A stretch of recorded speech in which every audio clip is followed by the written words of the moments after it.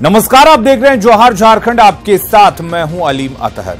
झारखंड में महागठबंधन का गणित बैठता हुआ नहीं दिख रहा है। इस बार रोड़ा बन रहे हैं वाम दल। वाम दलों ने कोडरमा सीट छोड़ने के महागठबंधन के प्रस्ताव को ठुकरा दिया है। महागठबंधन में फंसा अब वाम पेंच। माले ने ठुकराया महागठबंधन का ऑफर। ये वस्तुगत आकलन पर खड़ा हमारे संघर्ष के बल पर हासिल एक दावेदारी है। इसके साथ कंप्रोमाइज करने का कोई सवाल नहीं पैदा होता। कोडरमा सीट छोड़ने से साफ इंकार। कोडरमा को लेकर शर्त है, उसमें तो हम ही हैं, माले है, तो इसलिए हम वहां से उस सीट को छोड़ने का कोई सवाल ही नहीं पैदा होता है। महागठबंधन के फॉर्मूले को वाम दलों ने ठुकरा दिया है। लेफ्ट पार्टियां किसी भी सूरत में कोडरमा सीट छोड़ने को तैयार नहीं है। कोडरमा को छोड़कर किसी एक जगह से चुनाव लड़ने के ऑफर को माले ने ठुकराते हुए इसे भद्दा मजाक बताया है। वहीं मासस विधायक अरूप चटर्जी ने महागठबंधन और बाबूलाल मरांडी से कोडरमा सीट छोड़ने की अपील की है। अगर फर्स्ट और सेकंड की फॉर्मूला में जो उन लोगों ने तय किया था उस पर यह किया जाए तो कोडरमा हम समझते हैं जो लेफ्ट पार्टीज को छोड़ना चाहिए। और खास करके बाबूलाल जी से हमने आगे भी अपील किया है। दरअसल ये सारा खेल कांग्रेस का है। हेमंत सोरेन के दबाव में कांग्रेस ने वाम दलों को सीट देने पर सहमति तो दे दी, लेकिन एक क्लॉज जोड़ दिया कोडरमा सीट छोड़ने का। जबकि कांग्रेस को पता है कि 2014 के चुनाव में माले को कोडरमा में 2,66,000 वोट मिले थे और माले दूसरे स्थान पर थी। मतलब माले किसी भी हाल में सीट छोड़ेगा नहीं। और जेवीएम प्रमुख बाबूलाल मरांडी की इच्छा वहीं से लड़ने की है, मतलब वो भी सीट नहीं छोड़ेंगे। यानी कांग्रेस ने एक तीर से वाम दलों और जेवीएम दोनों का शिकार कर दिया। लेकिन पेंच सिर्फ वाम दल का ही नहीं है, मामला आरजेडी से भी फंसा हुआ है। आरजेडी का दावा 2 सीटों पर है और कांग्रेस 1 सीट से ज्यादा देने के बारे में सोचती भी नहीं। कभी मानेंगे आरजेडी? नहीं, बिल्कुल हम अपनी बात रखे हुए हैं। 2 सीट हम जरूर चाहेंगे कि दोनों सीट मिले। अब सवाल है कि गठबंधन है, गठबंधन में अगर नहीं होता है तो सारे लोगों को अधिकार है चुनाव लड़ने का, उम्मीदवार देने का। अब जो भी लोग गठबंधन के बातों से सहमत होंगे वो गठबंधन के साथ होंगे। जो गठबंधन से दूर रहेंगे वो अलग चुनाव लड़ेंगे। इसमें कांग्रेस पार्टी इसमें क्या कर सकती है? अब चुनाव की घोषणा के बाद भी जारी सीटों का ये आपसी संग्राम महागठबंधन को किस किनारे लगाएगा, शायद अंदाजा महागठबंधन के नेताओं को भी होगा। रांची से भुवन किशोर झा और धनबाद से अभिषेक के साथ ब्यूरो रिपोर्ट, न्यूज़ 18। तो महागठबंधन में एक बार फिर सीट शेयरिंग के फॉर्मूले का ऐलान टल गया है। हेमंत सोरेन ने कहा है कि 24 मार्च तक इसका औपचारिक ऐलान कर दिया जाएगा। जेएमएम के केंद्रीय कार्य समिति की बैठक में झारखंड, ओडिशा के अलावा बिहार और बंगाल में भी चुनाव लड़ने पर चर्चा की गई। महागठबंधन में फिर टला सीट शेयरिंग के फॉर्मूले का ऐलान। अब 24 मार्च तक होगा सीट शेयरिंग के फॉर्मूले का ऐलान। वाम दलों ने फॉर्मूले को ठुकराया तो आरजेडी को मंजूर नहीं 2 से कम सीट। महागठबंधन में जारी पेच सुलझता नजर नहीं आ रहा है। एक के सुलझते ही दूसरा सामने आ रहा है। ऐसे में एक बार फिर महागठबंधन में सीट शेयरिंग का फॉर्मूला का ऐलान टल गया है। जेएमएम के केंद्रीय कार्य समिति की बैठक के बाद हेमंत सोरेन ने कहा कि 24 मार्च को सब कुछ साफ हो जाएगा। वहीं उन्होंने कहा कि आरजेडी और वाम दलों की नाराजगी को दूर करने की जिम्मेदारी कांग्रेस की है। पहल जो करनी होगी, मुझे लगता है कि कांग्रेस की तरफ से पहल होगी और उनके तरफ से ही चीजें स्पष्ट की जा सकेंगी। तो राजद के साथ कोई आपत्ति दर्ज हम लोगों ने नहीं की है। इस विषय पर कांग्रेस और राजद के बीच में बातें चल रही हैं। अब ये लोग जो निर्णय आएगा वो गठबंधन उसके साथ चलेगा। महागठबंधन में सीट शेयरिंग के फॉर्मूले वाम दलों ने ठुकरा दिए हैं, जबकि आरजेडी पलामू और चतरा सीट पर चुनाव लड़ने पर अड़ा है। सिर्फ सहयोगी दल ही नहीं बल्कि कांग्रेस के खाते में सिंहभूम सीट जाने से पार्टी नेताओं में भी नाराजगी है। कांग्रेस सिंहभूम से गीता कोड़ा को प्रत्याशी बनाना चाहती है, लेकिन सिंहभूम के पार्टी नेता ये सीट छोड़ने को तैयार नहीं। हालांकि हेमंत ने कहा कि अब तक औपचारिक ऐलान नहीं हुआ है, ऐसे में इसे हवा देने की जरूरत नहीं है। कार्यकर्ताओं की भावना है, नेताओं की भावना है, जरूर सुननी चाहिए, आनी चाहिए। लेकिन जब तक ये निर्णय ना हो जाए इस विषय पर इस चीज को हवा देना मुझे लगता है कि बेहतर नहीं होगा। रांची के सोहराय भवन में जेएमएम के केंद्रीय कार्य समिति की बैठक में झारखंड और ओडिशा में गठबंधन के तहत चुनाव लड़ने का फैसला लिया गया। वहीं बिहार और बंगाल में चुनाव लड़ने का फैसला लेने के लिए पार्टी सुप्रीमो शिबू सोरेन को अधिकृत किया गया है। गठबंधन के तहत झारखंड और ओडिशा में कांग्रेस के साथ लड़ रहे हैं। यहाँ पर हमारे साथ आरजेडी, जेवीएम, कांग्रेस है। उड़ीसा में कांग्रेस के साथ वाम दल के भी लोग हैं और साथ साथ में बिहार, बंगाल में हम अपने संगठन के क्षमता के अनुरूप चुनाव लड़ने के लिए माननीय अध्यक्ष जी को आग्रह करते हुए उनको अधिकृत किया गया है। जाहिर है महागठबंधन में ऑल इज वेल नहीं है, लेकिन लोकसभा चुनाव में बीजेपी के विजय रथ को रोकने के लिए झारखंड की तमाम विपक्षी पार्टियां हाथ मिला रही है, लेकिन ये महागठबंधन अब तक पेच सुलझाने में ही जुटा है। उपेंद्र कुमार, न्यूज 18, रांची। गिरिडीह लोकसभा सीट को लेकर जेएमएम के भीतर मारामारी की स्थिति है। पार्टी के 2 विधायकों ने गिरिडीह सीट पर अपनी दावेदारी ठोक पार्टी आलाकमान की टेंशन बढ़ा दी है। झारखंड मुक्ति मोर्चा विधायक जगन्नाथ महतो ने जहां खुद को मजबूत प्रत्याशी बता उम्मीदवार बनाने की मांग कर दी है, तो दूसरी ओर हेमंत सोरेन सरकार में मंत्री रहे जयप्रकाश भाई पटेल ने ये कहकर पार्टी में हलचल बढ़ा दी है कि गिरिडीह सीट पर सर्वे के बाद ही उम्मीदवार के नाम की घोषणा की जाए। जयप्रकाश भाई पटेल ने कहा कि पार्टी कार्यकर्ताओं के बीच उनकी पकड़ और टेकलाल महतो का पुत्र होने के चलते उनकी दावेदारी सबसे तगड़ी है, जबकि जगन्नाथ महतो को 2014 में मौका मिल चुका है। लड़ाई होगा, लेकिन लड़ाई में हम बहुत आगे रहेंगे। बेहतर हम हैं। पिछली बार चुनाव लड़े थे, मोदी जी का मैंने इतना बड़ा प्रभाव में भी टक्कर दिए थे, आज भी हैं। हाँ, मैंने आज भी कह रहे हैं कि मेरे पास समय है, जरूरत पड़े तो झारखंड महागठबंधन का जो लिस्ट है 10 दिन बाद हो, लेकिन पार्टी सर्वे करा ले कि सही उम्मीदवार कौन है और कौन जीत सकता है। महागठबंधन में लोकसभा चुनाव में सीट शेयरिंग को लेकर किचकिच को लेकर बीजेपी ने उसे कथित रूप से चोरों की जमात बताया है। मंत्री सीपी सिंह ने कहा कि विपक्षी दलों के इस गठजोड़ से कोई उम्मीद नहीं की जा सकती है।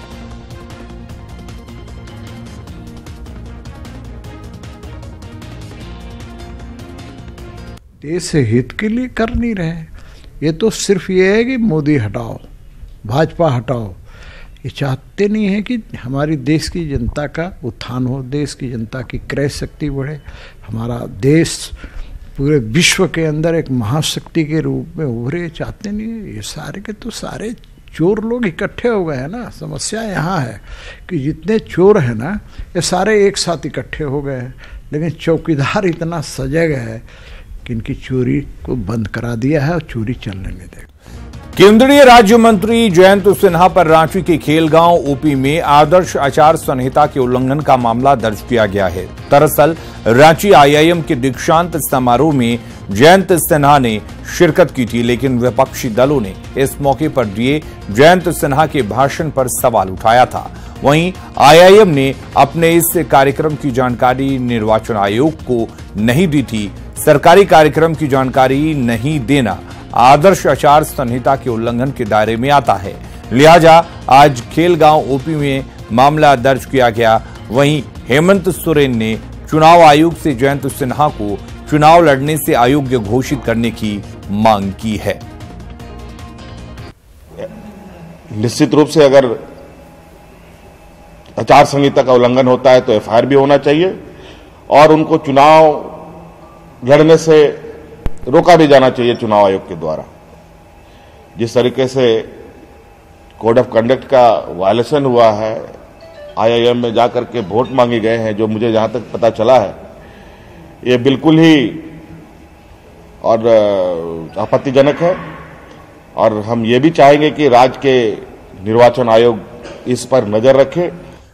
लोकसभा चुनाव को लेकर बीजेपी के लिए सोशल मीडिया एक बड़ा मंच है। झारखंड में बीजेपी ने सोशल मीडिया के बढ़ते रूप को देखते हुए एक कंट्रोल रूम भी बनाया है। साथ ही पार्टी कार्यकर्ताओं को अपने अपने स्मार्टफोन में फेसबुक, ट्विटर, इंस्टाग्राम और व्हाट्सएप जैसे सोशल मीडिया को उपयोग करने को कहा गया है।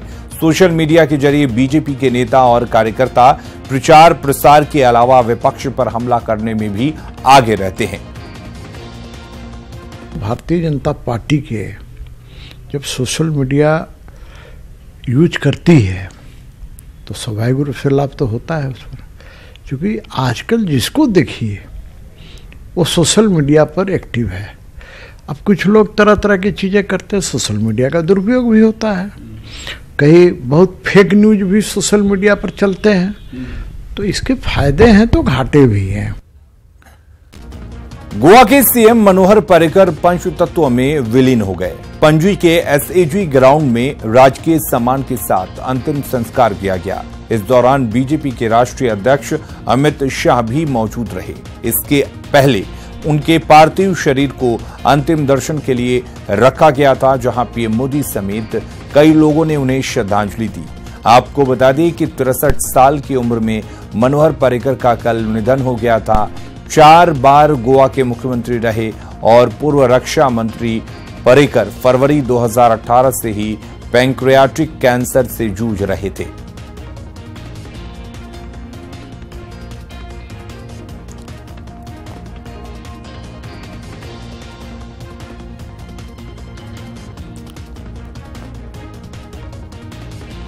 तो लंबी बीमारी से लड़ते हुए अचानक दुनिया को अलविदा कह गए देश के पूर्व रक्षा मंत्री और गोवा के मुख्यमंत्री मनोहर पर्रिकर का झारखंड से भी खासा लगाव रहा है। उन्होंने झारखंड को कई सौगात दी थी और उनके जाने से आज झारखंड की जनता बेहद मर्माहत है। एक रिपोर्ट।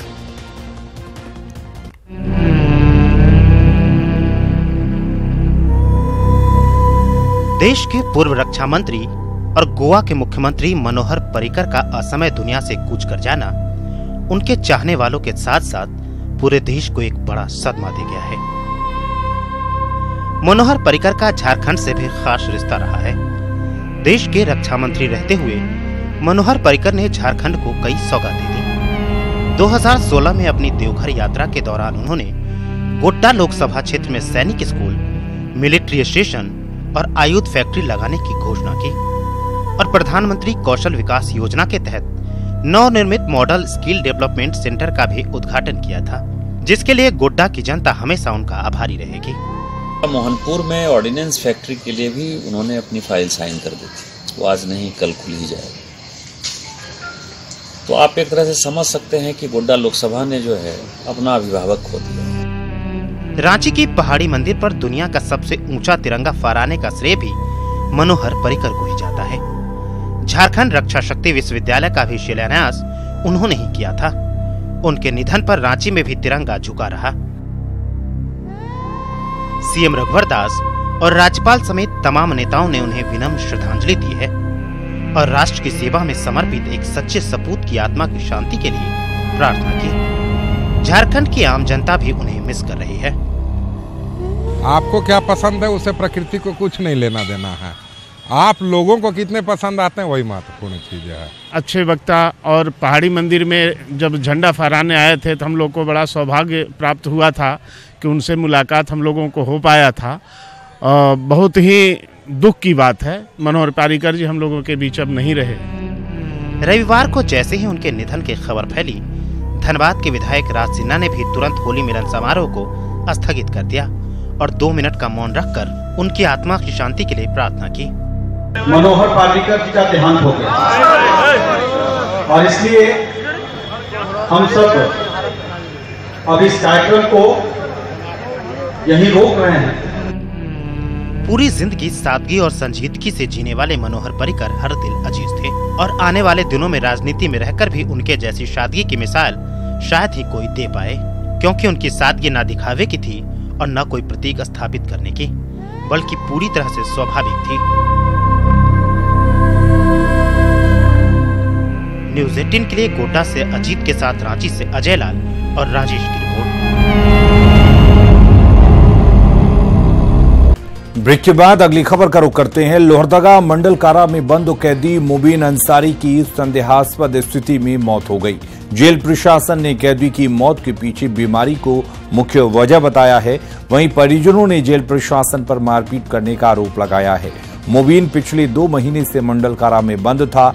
आज सुबह उसे इलाज के लिए सदर अस्पताल लाया गया था, लेकिन अस्पताल पहुंचने से पहले ही उसकी मौत हो गई।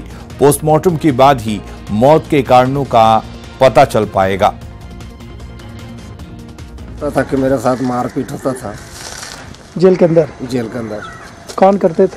अब ये पुलिस वाले करता था, बोलता था। तो गढ़वा में सदर थाना पुलिस ने गुप्त सूचना के आधार पर कोरवाडीह गांव में छापेमारी कर भारी मात्रा में विस्फोटक बरामद किया है।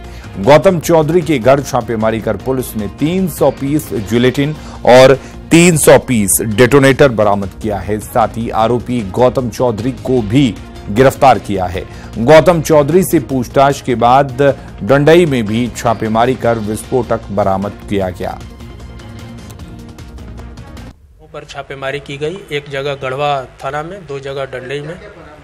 उसमें काफ़ी लगभग 300 के आसपास में डेटोनेटर और उतना ही लगभग के आसपास में जिलेटिन और जो एक्सप्लोसिव है वो बरामद किया गया है। एक व्यक्ति की गिरफ्तारी की गई है। बाकी 2-3 लोग और हैं जिनके पीछे हम लोग लगे हुए हैं, उनको भी अरेस्ट किया जाएगा शीघ्र ही। बोकारो के एसपी पी मुरुगन के निर्देश पर चंद्रपुरा के कारीपानी में एक सीसीएल के क्वार्टर में छापा मारकर भारी मात्रा में देसी और विदेशी शराब जब्त किया गया। छापेमारी के दौरान 900 से ज्यादा पेटी शराब जब्त की गई। शराब की बाजार मूल्य 50 लाख से अधिक बताई जा रही है। दरअसल क्वार्टर पर अवैध रूप से संजीव सिंह नाम के शख्स ने कब्जा जमा कर शराब का अवैध कारोबार करता था। पुलिस को इसकी सूचना मिलते ही जब छापेमारी की गई तो ये विदेशी और देसी शराब जब्त किए गए। हालांकि शराब का अवैध कारोबारी पुलिस को चकमा देकर फरार होने में सफल रहा।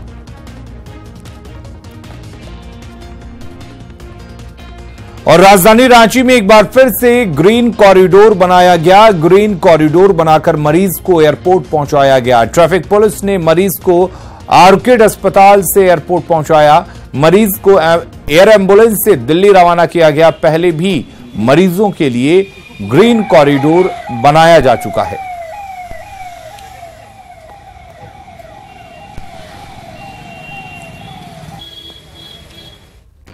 झारखंड में वित्त रहित शिक्षकों का मामला एक बार फिर से अदालत पहुंचने वाला है। दरअसल गजट के विपरीत शिक्षा विभाग ने अनुदान प्राप्त स्कूलों को अनुदान देने से मना कर दिया है और जो अनुदान भेजे गए उसकी राशि इतनी कम थी कि ये शिक्षकों के लिए ऊंट के मुंह में जीरा साबित हुआ। लिहाजा अब माध्यमिक शिक्षक संघ ने अदालत जाने का फैसला किया है। मिलता था वो भी आज शिक्षक को जो है कटौती करके दिया जा रहा है, जबकि नियम में स्पष्ट है, गजट बना हुआ है, जिसको ये नहीं बदल सकते हैं, फिर भी बदल करके हाँ ये बदल करके उसको दे रहे हैं, जो बड़ा आश्चर्य का विषय है। इसलिए हमको संघ को कोर्ट जाना पड़ रहा है, हाई कोर्ट जाना पड़ रहा है कि अब हमारे समान काम के लिए समान वेतन हमको चाहिए। दूसरी बात है कि जो अनुदान की राशि है उसमें कटौती आखिर क्या? गजट के ऊपर तो कोई अफसर नहीं है, चाहे वो सचिव हो या डायरेक्टर हो या मंत्री हो, बिना बदले हुए नहीं कर सकते। गुमला में ऊर्जा सचिव वंदना डाडेल ने बिजली विभाग के अधिकारियों के साथ समीक्षा बैठक की, जिसमें गुमला, लोहरदगा और सिमडेगा में बिजली व्यवस्था की समीक्षा की गई। इस दौरान सभी बूथों पर बिजली की समुचित व्यवस्था करने के निर्देश दिए गए।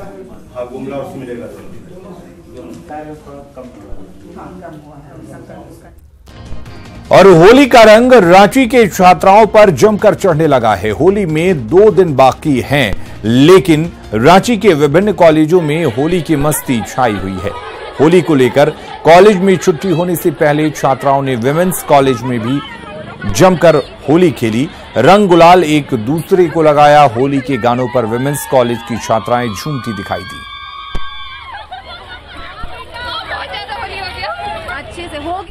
पीजी डिपार्टमेंट का ये लास्ट होली, इसलिए आज हम लोग बहुत सारा सेलिब्रेशन कर रहे हैं। होली को लेकर एंड होली के हम लोग फ्रेंड्स मिल रहे हैं, अभी कॉलेज में काफी एंजॉय कर रहे हैं, कलर खेल रहे हैं एंड बहुत सारी सबको होली की हैप्पी होली। हम लोग बहुत सारी मस्ती की है सारे फ्रेंड्स के साथ और ये हमारी लास्ट होली है क्योंकि ये लास्ट ईयर है हम लोग के कॉलेज में।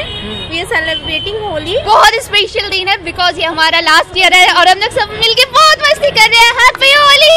हम लोग लास्ट ईयर है, बहुत मजा आया, खूब जम के मस्ती किए हैं, 2 घंटे तक नाचे हैं। हैप्पी लास्ट ईयर है तो ऑफ कोर्स। और जैसा कि आप जानते हैं, डीटीएच या केबल नेटवर्क पर अपने पसंदीदा चैनल चुनने की आखिरी तारीख करीब आ रही है, जो कि 31 मार्च है। इसलिए हम आपको याद दिला दें कि आप अपना सबसे प्रिय चैनल न्यूज 18 सिर्फ 10 पैसे में पूरे महीने देख सकते हैं। आज ही अपने डीटीएच या केबल ऑपरेटर से संपर्क करें या फिर ऑनलाइन सब्सक्राइब करें। फिलहाल के लिए जौहर झारखंड में इतना ही, लेकिन झारखंड की बाकी खबरों को देखने के लिए आप लॉग इन कर सकते हैं हमारी वेबसाइट news18jharkhand.com पर। नमस्कार।